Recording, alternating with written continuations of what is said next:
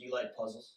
Do you like connect the dots? Then today, I'm reviewing the best game ever. I'm Josh, this is what's happening, and today, I'm wearing a hat!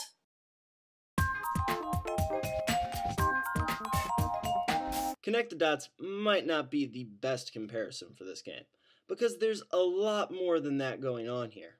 It does, however, pretty clearly illustrate the gameplay mechanic you're going to be utilizing. At its heart flows a very simple idea. Each level presents the player with a grid containing pairs of multicolored dots. The goal is to connect the pairs of dots by drawing a line between them. And this is where it gets tricky, though. Two colors can't occupy the same square, meaning that if your lines overlap, you fail. Adding another layer of complexity to the game is the fact that the entire grid must be full in order to continue.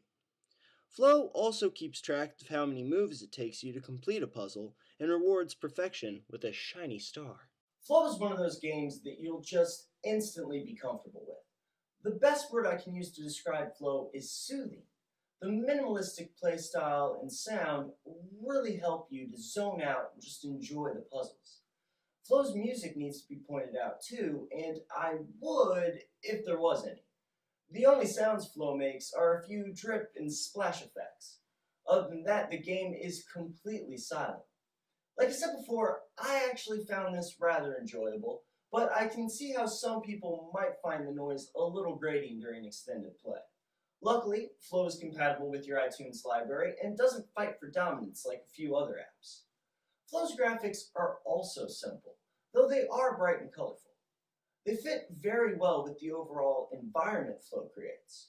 While I'm sure some of you are convinced Flow's gameplay must get old after a while, I'm happy to report that there's enough going on here to keep things fresh.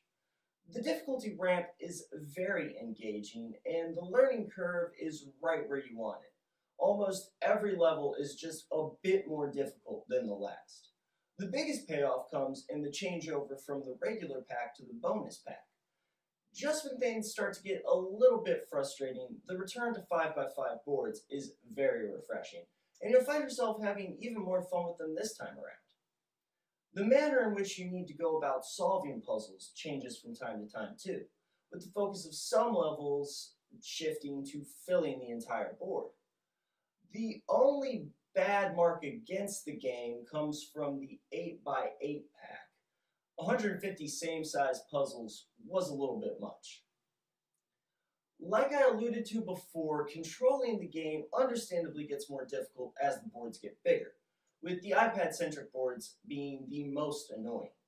However, this was from playing them on an iPhone, and in an age where many developers would have made an entirely separate app for the iPad, this is actually an appreciated inclusion. Extra free content is never a bad thing. And this app is universal, so iPad play isn't difficult to arrange. By far, the strongest aspect of Flow is the amount of content it has to offer. In the free version alone, there are 600 puzzles to complete.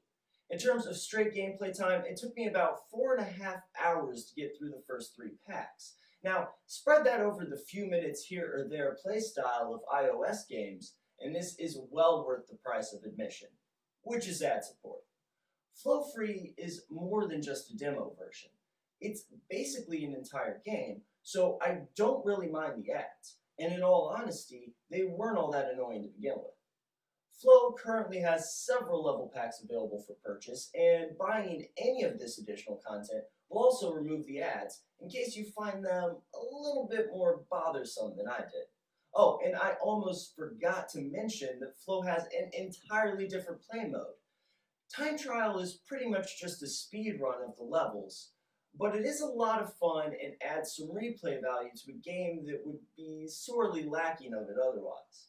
You will notice, however, the lack of leaderboards for this mode. Without scores to chase in Time Trial, it just kind of fizzles out a little more quickly than you would want it to.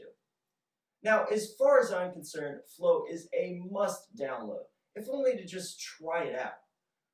If you do find yourself as hooked as I am, though, I recommend picking up the green and blue level packs.